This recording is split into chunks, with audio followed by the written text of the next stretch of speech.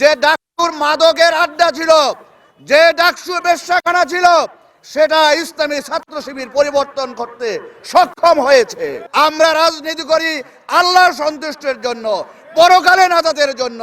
আমরা দেখছি ডাকসু নির্বাচনের পরে যে ডাকসুর মাদকের আড্ডা ছিল, যে ডাকসু বেশ্যাখানা ছিল, সেটা ইসলামী ছাত্র শিবির পরিবর্তন করতে সক্ষম হয়েছে।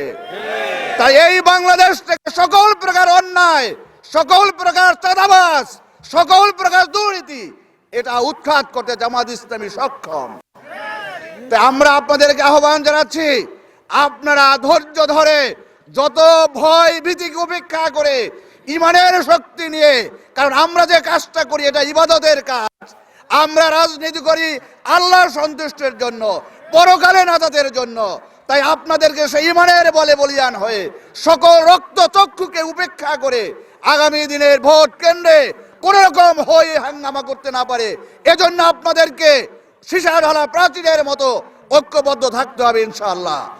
তাই আপনাদেরকে আমি উদাত্ত আহ্বান জানাচ্ছি, আপনারা বাংলাদেশের গুরুত্বপূর্ণ বিশ্ববিদ্যালয়গুলো যে পরিবর্তন দেখেছেন, যে ছাত্ররা ছাত্রীরা তারা ছাত্র শিবিরের পক্ষে ভোট দিয়েছে, তাদের বাবা মারা তো এই গ্রামেরই নাকি?